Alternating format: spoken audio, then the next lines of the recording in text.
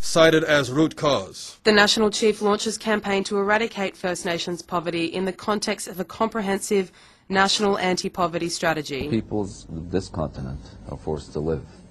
As the elected representatives of First Nations peoples, the Assembly of First Nations is calling on all Canadians to stand together with us to insist that the Government of Canada respond to the crisis of poverty in our communities. Some observers wonder whether Phil Fontaine will take another run at the leadership of Assembly of First Nations. Common front against the oil sands forms. Environmental activists and Native groups use federal hearings on oil sands pollution to demand more be done to protect land and water in northern Alberta. Liberal MP Anita Neville pushes for action. The Conservative government is deflecting calls for a public investigation into more than 500 cases of missing or murdered Native women. Federal government neglect in building schools on reserves. Charlie Angus, the MP for Timmins, James Bay said in a May 25 report released by the Parliamentary Budget Officer, offers a shocking picture of education administration as handled by Indian and Northern Affairs Canada. Indian and Northern Affairs Canada receives a welcoming committee. First Nations members from Little Saskatchewan and Fairford First Nations staged a protest outside of the INAC office in Winnipeg. Organisers hope to raise awareness towards ending the corruption and improving the dreadful conditions that plague their communities. Canada would not even exist if it was not for the military support of Aboriginal peoples and nations against invading U.S. armies. That's gratitude for you. The former racist South African apartheid regime was directly inspired by the Indian Act. INAC continues to administer the Indian Act against First Nations communities that suffer as black South Africans had also suffered. Does that mean that Canada, that aspires to be a multicultural society, actually still practices apartheid? Challenging threats to biodiversity. On International Biodiversity Day, Indigenous peoples organisations, along with several NGOs in New York, held a protest against genetically engineered trees in front of the Belgian Permanent Mission. During the protest, a letter was delivered to Belgian Ambassador Jan K.F. Graus. The letter condemns a field trial of genetically engineered poplar trees planted earlier this month in Belgium. The Canadian Press reports, quote, on the first day of her trip to the Arctic, Michaëlle Jean gutted a freshly slaughtered seal, pulled out its raw heart and ate it, unquote. The Governor-General further elaborated, quote, it's like sushi, unquote. The Governor-General had been attending an Inuit community festival. Do you, First Nation people, take the legislation? Many First Nation peoples are unhappy with Canada's proposed matrimonial real property legislation, which deals with the division of matrimonial real property on reserve when relationships break down. Aboriginal leaders say Bill C8 is flawed and does not reflect First Nations cultural values. An Assembly of First Nations Chief Phil Fontaine says he is disappointed with the decision to hoist the bill and take it off the parliamentary agenda. Are you seeking entertaining but a realistic portrayal of urban life in Winnipeg's north side? Check out Moccasin Flats on APTN, Aboriginal People Television's network.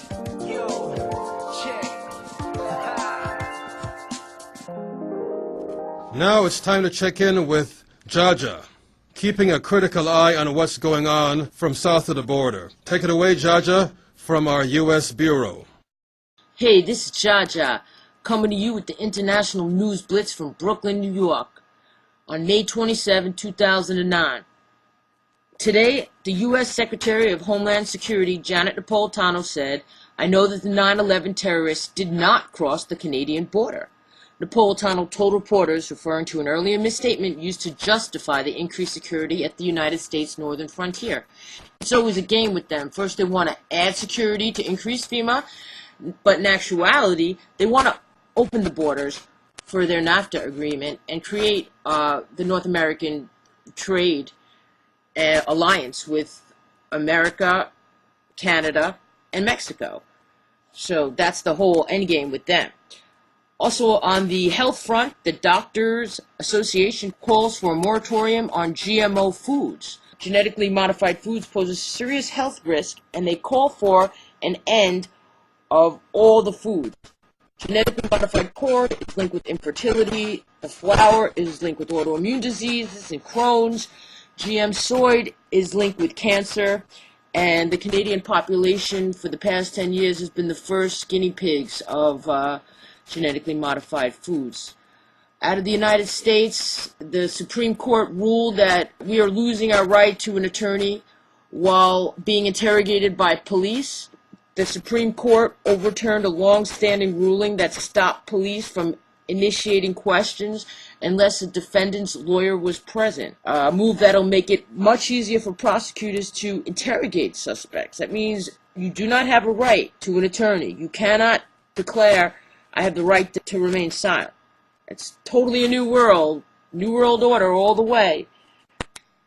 Just in from Reuters is that North Korea says we are ready for war. Kim Jong III warned that it would launch an attack of its vessels were intercepted as part of a U.S.-led initiative to search ships for nuclear materials.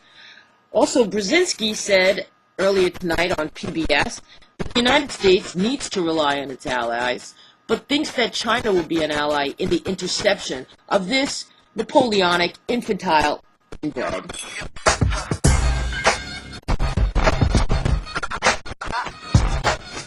In U.S. and other international news, former U.S. President gets scrutiny for alleged war crimes.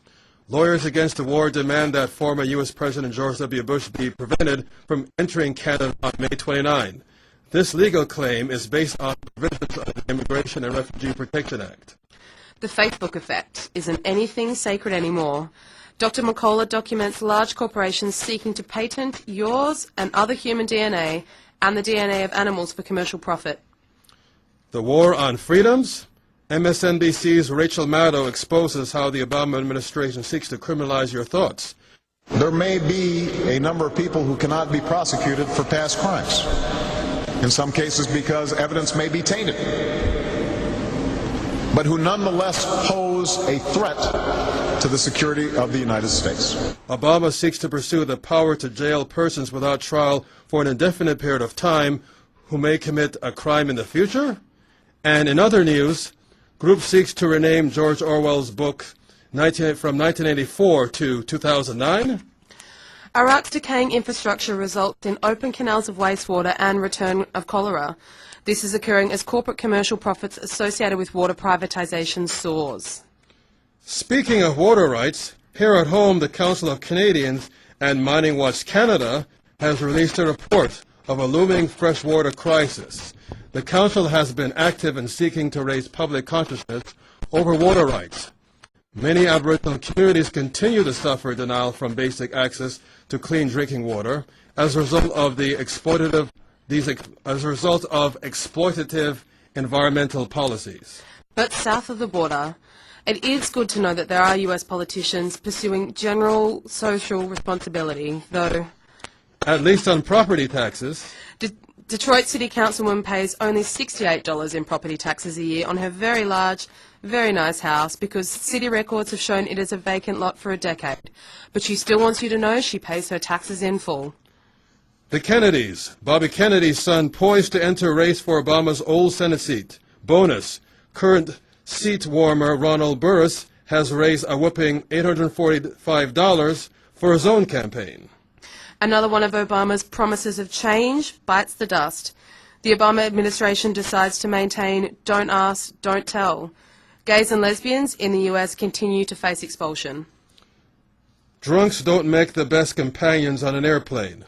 Drunk young ladies on a plane bound from Germany to the UK try to open door mid-flight, are surprised when people have a problem.